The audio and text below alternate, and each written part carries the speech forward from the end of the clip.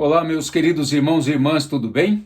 Olha só, estamos dando sequência às pregações bíblicas expositivas sequenciadas de toda a Bíblia. Estamos em Mateus capítulo 5. Quero convidar você a tomar a sua Bíblia com amor, reverência e fé e abri-la nesse capítulo de número 5 de Mateus. Leremos o versículo 7.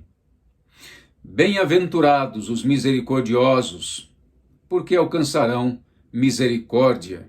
Amém? Vamos orar? Senhor nosso Deus Todo-Poderoso, nesse momento a Tua palavra foi aberta, lida e será explicada e aplicada ao nosso coração. Que o Senhor possa fazer isso em nós, pelo dom maravilhoso do Espírito Santo.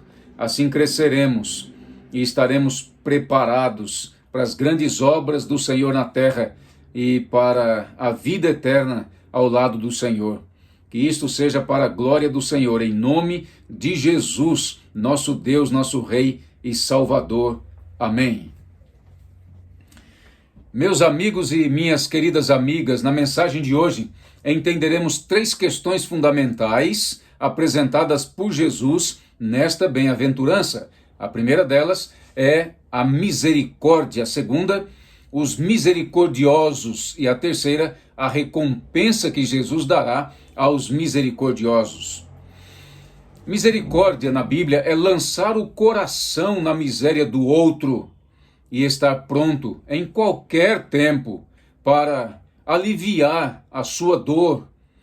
No Antigo Testamento, a palavra hebraica chesed, traduzida para misericórdia, significa a capacidade de entrar em outra pessoa para ver com os seus olhos, pensar com a sua mente e sentir com o seu coração. É mais do que sentir piedade por alguém, escreveu William Barclay. Misericórdia é ver uma pessoa sem alimento, por exemplo, e lhe dar comida. É ver uma pessoa sem roupas e lhe dar vestimenta. É ver uma pessoa solitária e lhe fazer companhia. É atender às necessidades delas e não apenas ter um tipo de sentimento passageiro.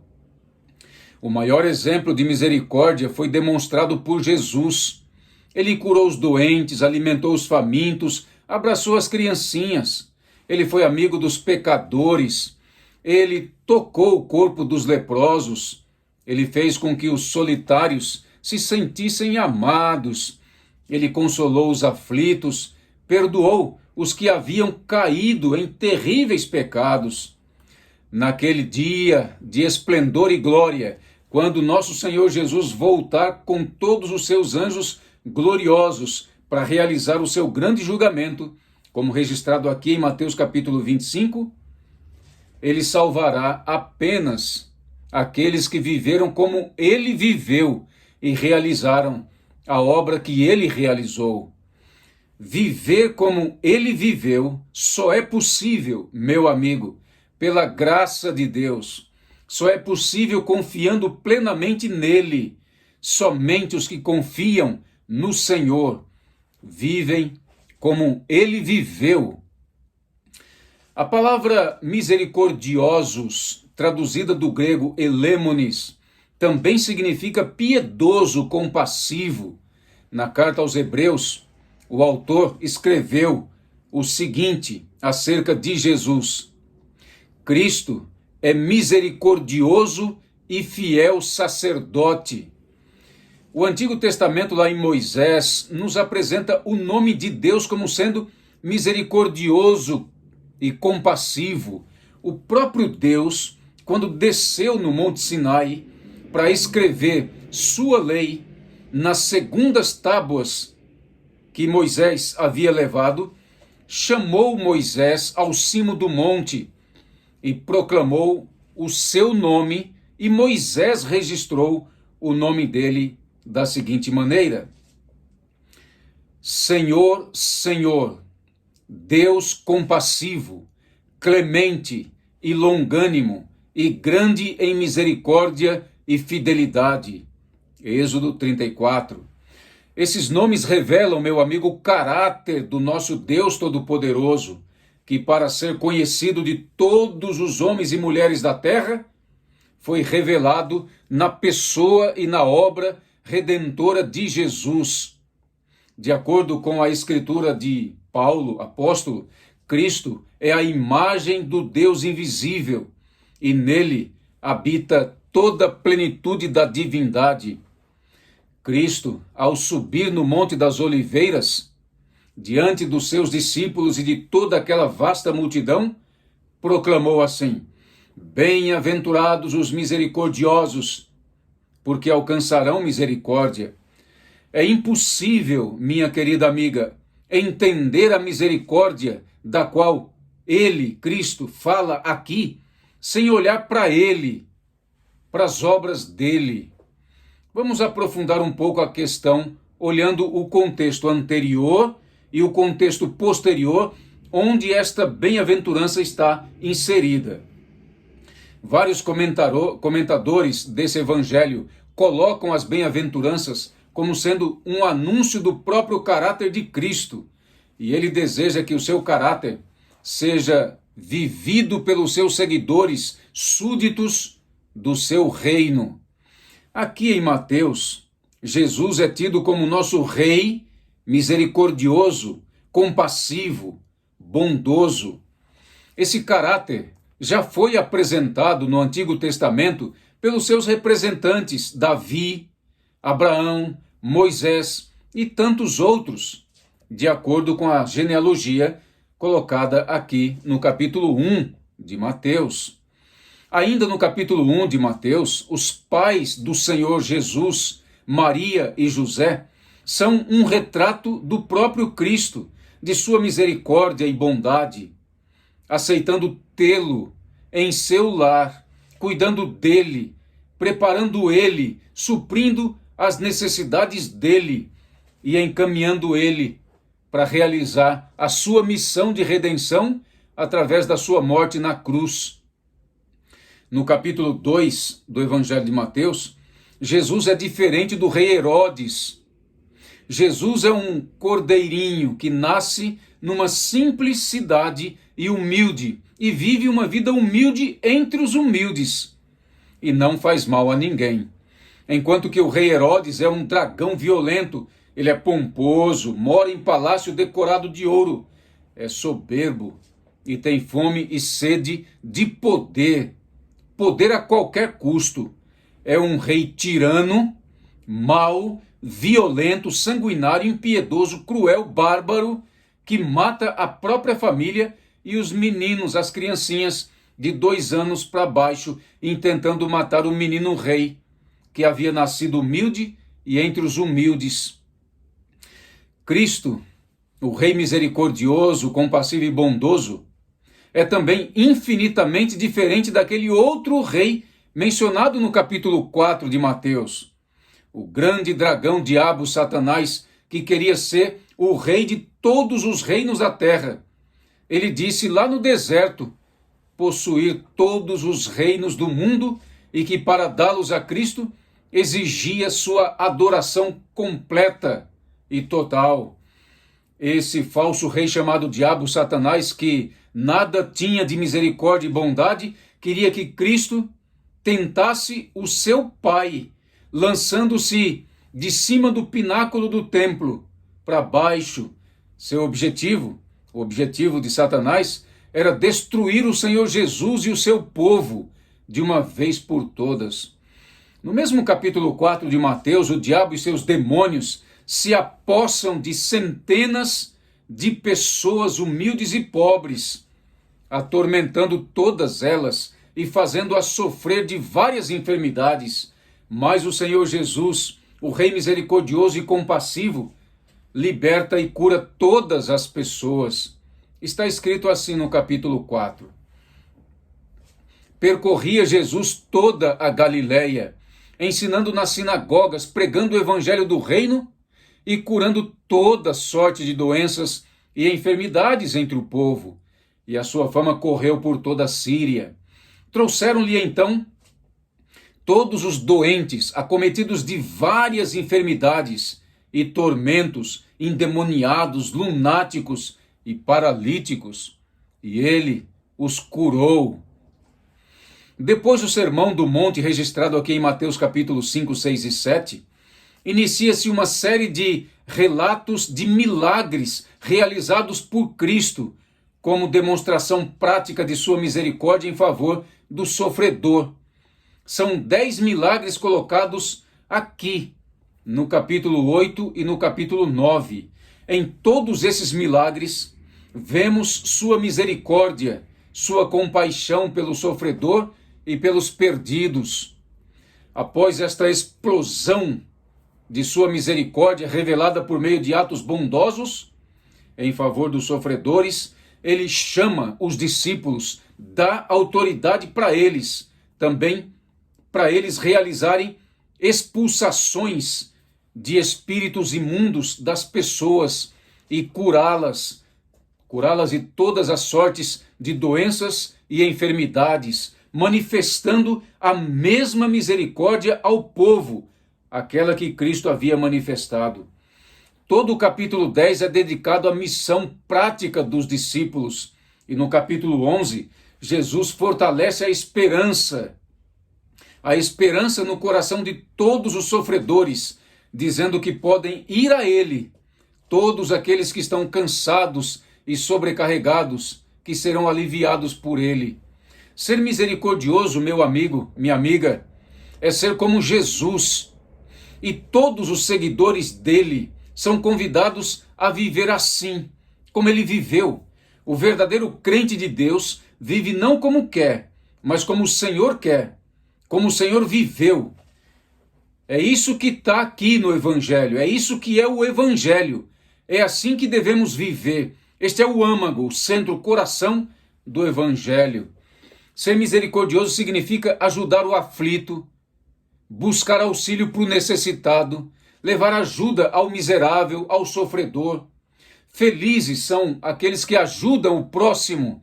Felizes são aqueles que assumem o sofrimento dos outros e os tornam seus. Felizes são aqueles que socorrem os aflitos, os que olham para os necessitados, estendem a mão ao pobre, providenciam saídas para os desesperançados, levam recursos aos miseráveis e boas novas de salvação aos perdidos, que leva perdão aos pecadores e paz aos perturbados de espírito. Ser misericordioso não significa ser complacente com o erro ou inocentar o culpado, não, mas revelar ao culpado, com respeito e amor, a verdadeira natureza do seu pecado e as consequências dos mesmos. Ser misericordioso é ser, acima de tudo, respeitoso com Deus, com a lei de Deus e com os filhos e as filhas de Deus, e, em geral, com todos os perdidos, levando a eles a compaixão de Deus. Não significa aplicar ao pecador ira, zanga, juízo ou vingança. Significa lançar sobre ele o olhar de perdão, de amor, de piedade. Significa orar por ele, pela redenção dele. Atenção mais um pouquinho. A base para se viver as bem-aventuranças de Jesus e pontualmente viver e praticar a misericórdia está na mensagem do arrependimento, da confissão e do batismo nas águas, como é apontada no contexto imediato pelas palavras e pela obra do profeta João Batista e pelo próprio Cristo. Está escrito assim, arrependei-vos, porque está próximo o reino dos céus. Então saíam a ter com ele Jerusalém, toda a Judéia e toda a circunvizinhança do Jordão, e eram por ele batizados no rio Jordão, confessando os seus pecados. Disse mais o profeta do rei: produzi, pois, frutos dignos de arrependimento. Meu amigo, uma vida misericordiosamente frutífera só pode ser vivida quando ocorre aqui no coração da pessoa o verdadeiro arrependimento e a confissão de pecados. Dessa forma, o batismo que ocorrerá nas águas ocorrerá também no Espírito, processo pelo qual todos quantos passam se tornam filhos e filhas amados de Deus. e guiados pelo seu Espírito para viver uma vida de intimidade com Deus e realizar graciosamente as obras de Deus. No próprio Sermão do Monte apresentado aqui por Jesus, temos Cristo apresentando vários lados da misericórdia de Deus. Disse o Senhor: não resistam ao perverso, mas a qualquer que te ferir na face direita, volta-lhe também a outra. E ao que quiser pleitear contigo e tirar-te o vestido, larga-lhe também a capa. E se alguém te obrigar a caminhar 1 milha, vai com ele 2. Dá a quem te pede, e não te desvies daquele que te pede emprestado. Em capítulos posteriores, temos um amplo retrato da misericórdia de Cristo. Vejamos mais um pouco. Na oração do Pai Nosso, aqui no capítulo 6, está escrito assim: e perdoa-nos as nossas dívidas, assim como nós temos perdoado aos nossos devedores. Porque se perdoardes aos homens as suas ofensas, também vosso Pai Celeste vos perdoará. Se, porém, não perdoardes aos homens as suas ofensas, tampouco vosso Pai vos perdoará as vossas ofensas. A misericórdia também é retratada na cena do almoço de Jesus com os publicanos e pecadores. Para os líderes judeus, era inadmissível um mestre judeu se assentar à mesa com esse tipo de gente, que era considerada imunda, indigna do reino dos céus. E quando os fariseus fizeram a pergunta para os discípulos: por que come o vosso mestre com os publicanos e pecadores?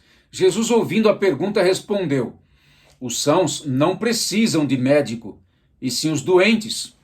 Ide, porém, e aprendei o que significa misericórdia, quero, e não sacrifício. Pois não vim chamar justos, e sim pecadores ao arrependimento. Mateus 9. Várias parábolas de Jesus relatadas aqui no Evangelho de Mateus aprofunda e amplia a ideia da misericórdia e da compaixão e do perdão divinos. Me lembro da parábola do credor incompassivo. Nessa parábola, Jesus responde a uma preocupação do apóstolo Pedro sobre quantas vezes se deve perdoar alguém que peca contra o outro. Senhor, quantas vezes devo perdoar alguém que peca contra mim? 7 vezes? Perguntou o apóstolo Pedro. Jesus respondeu: não 7 vezes, mas 70 vezes 7. E em seguida contou a parábola, dizendo: o reino dos céus pode ser comparado a um senhor que decidiu pôr em dia as contas com os seus servos, que lhe deviam muito dinheiro. No decorrer do processo, trouxeram diante dele um servo que lhe devia 60 milhões de moedas. Uma vez que o homem não tinha como pagar, o Senhor ordenou que ele, sua esposa, seus filhos e todos os seus bens fossem vendidos para quitar a dívida. O homem se ajoelhou diante do Senhor e suplicou: por favor, Senhor, tenha paciência comigo e eu pagarei tudo para você. O Senhor teve compaixão dele, soltou ele e perdoou sua dívida. Mas quando o servo saiu da presença do Senhor, foi procurar outro servo que trabalhava com ele e que lhe devia 100 moedas de pratas, apenas 100. Agarrou-o pelo pescoço e exigiu que ele pagasse de imediato. O servo se ajoelhou diante dele e suplicou: meu irmão, tenha paciência comigo e eu te pagarei tudinho. O credor, porém, não estava disposto a esperar nem um dia a mais. Mandou que o homem fosse jogado na prisão até que tivesse pago toda a dívida. Quando outros servos, companheiros dele, viram isso, ficaram tristes. Foram ao Senhor e lhe contaram tudo o que havia acontecido. Então o Senhor chamou o homem cuja dívida ele havia perdoado e disse: servo mau, eu perdoei sua imensa dívida, porque você me implorou para fazê-lo. Acaso não devia ter misericórdia de seu companheiro, como eu tive misericórdia de você? Irado, o Senhor mandou o homem para a prisão, para ser torturado até que lhe pagasse toda a dívida. Fazendo uma aplicação final, Jesus disse para os apóstolos: assim também meu Pai Celestial fará com vocês, caso se recusem a perdoar de coração os seus irmãos. Nós todos, irmãos, estávamos devendo a Deus uma quantidade infinitamente superior à dívida desse mau servo. A nossa dívida era impagável por termos manchado o universo todo com a nossa transgressão. Nós ferimos o coração de Deus, rasgamos a sua lei, a sua santa lei.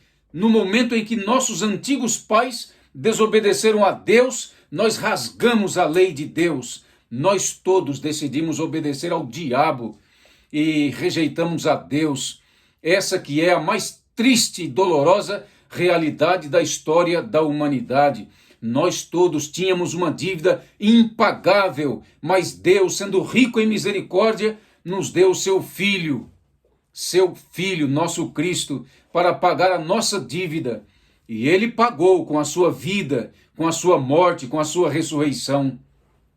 Resumindo um pouquinho de tudo aquilo que eu falei até agora, posso dizer a você que a pessoa misericordiosa é aquela que se arrependeu dos seus pecados, confessou os seus pecados e se tornou filha de Deus pelo batismo nas águas e no Espírito, passando a ser guiada pelo Espírito Santo de Deus. Esse novo homem é um homem diferente do homem mundano. O homem mundano só pensa em si próprio. Ele é egoísta, egocêntrico, ele não tem preocupação pelo outro. E se não se preocupa com o outro, não se preocupa com os seus inimigos também. Ele odeia os seus inimigos. Ele quer a destruição de todos os seus inimigos. Ele não pensa na salvação dos seus inimigos. Em nenhum instante. Ele está vencido pelo ódio e pela vingança. O homem mundano é aquele que faz justiça injustamente e com as próprias mãos. É aquele que quer se vingar o tempo todo contra o que lhe fez mal. Ele é vingador. Seus sentimentos são conduzidos por sua carne pecaminosa, suas vaidades, e não pelo Espírito Santo de Deus, porque nele não habita o Espírito de Deus, somente o espírito da vingança, do ódio, da insensibilidade. Ele não ora nem por si e nem pelos seus inimigos para que se convertam. Nunca quer a salvação do outro. Chega a pensar e a dizer: se esse aí for para o céu, eu não quero ir. Se Deus levar esse aí, lá para o céu, Deus é injusto, dizem os mundanos. Será? Já o misericordioso é totalmente contrário ao mundano. É um novo homem porque nasceu de novo, vive em comunhão com Deus por meio de Jesus, seu Senhor. É conduzido pelo Espírito a uma vida de intimidade espiritual com Deus e com a palavra de Deus e com os santos de Deus. Ele se preocupa com o bem-estar do outro, do sofredor, do necessitado. É aquele que perdoa o faltoso, o culpado, o inimigo e ora pelos seus inimigos, querendo de coração, de alma, a sua salvação. O misericordioso é aquele que tira do que tem e dá para aquele que não tem. Ele dá roupa para o nu, ele dá água para o sedento, ele dá comida para o faminto e visita o preso e ouve os seus dramas suas angústias, enxuga suas lágrimas e dá a ele as palavras de vida do Senhor. Ele se preocupa realmente com a salvação do perdido. O misericordioso é aquele que faz tudo isso graciosamente, refletindo a graça de Jesus, que está em seu coração, em sua vida. Faz não para alcançar o favor divino, mas porque já foi alcançado pela graça divina. Para ele, é sempre uma alegria poder atender ao necessitado. Ele se sente feliz, alegre ao fazer isso. Ele é feliz fazendo isso. Esse é o bem-aventurado que Jesus mencionou aqui. Bem-aventurados os misericordiosos, porque alcançarão misericórdia. A recompensa dos misericordiosos será aqui, na terra, e será lá, no céu, no reino de Deus. Esta bem-aventurança coloca o filho e a filha de Deus num novo estágio das bem-aventuranças de Cristo. Até chegar aqui, Jesus havia considerado, atenção, a necessidade mais íntima de seus seguidores e a consciência que eles têm dessa necessidade. Nessa quinta bem-aventurança que estamos considerando, Jesus muda o foco e fala das questões práticas do Evangelho, do seu Evangelho. Fala que todos os seus filhos e filhas precisam estar dispostos, com disposição prática, a socorrer os perdidos e os sofredores. O que Jesus disse nas bem-aventuranças anteriores? Vamos recapitular um pouquinho. Primeiramente, Jesus falou que cada um de seus seguidores deve ser humilde em espírito, ou seja, seus filhos têm necessidade de Deus, têm fome de Deus, é faminto de Deus. Em segundo lugar, vem a determinação de se converter a Deus com arrependimento verdadeiro. Isto é, seus seguidores choram um tipo de choro espiritual pelo estado do seu coração, o estado pecador do seu coração e das pessoas ao seu redor. Em terceiro lugar, na terceira bem-aventurança, Jesus fala que os seus filhos precisam confiar plenamente nele, esperar nele, descansar nele. Assim sendo, alcançam a terra, a nova terra. São os mansos que alcançarão a terra. E em quarto lugar, os crentes sentem um profundo desejo da justiça, que é a salvação eterna. A primeira parte das bem-aventuranças do Mestre descreve, atenção, o nascimento do cristão. E a segunda parte descreve a sua vida como cristão. Há um progresso bem definido no pensamento de Jesus nessas bem-aventuranças. Há uma sequência lógica nas bem-aventuranças, como muito bem apontou o grande pregador do século passado, o Dr. Martin Lloyd Jones.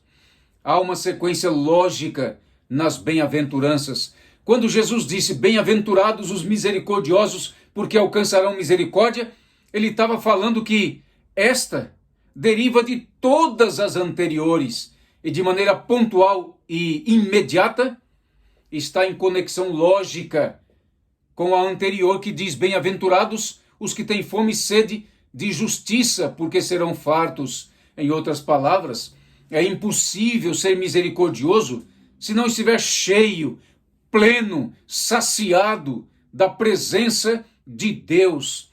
É impossível ser misericordioso se não estiver justificado, perdoado, salvo por Cristo. É impossível, meu amigo, ser misericordioso se não tiver essa consciência da salvação de Deus por meio de Cristo. Quando Jesus diz que alcançarão misericórdia, isto ocorre tanto agora quanto no dia do julgamento final. Os misericordiosos são aqueles que já receberam a misericórdia divina, sua graça, seu perdão, sua salvação. E essa misericórdia se renova diariamente, dioturnamente na vida do salvo. A cada dia, ela é fortalecido na direção do reino eterno de Deus. Por isso, seu maior prazer e felicidade é representar o amado Senhor diante dos seus semelhantes caídos. A recompensa que Jesus fala aqui não é dada pelos outros, mas por Deus. É importante a gente ressaltar que a recompensa divina não é uma barganha, ou seja, eu faço isso para ganhar aquilo, mas é uma forma de expressar a sua graça, a sua misericórdia.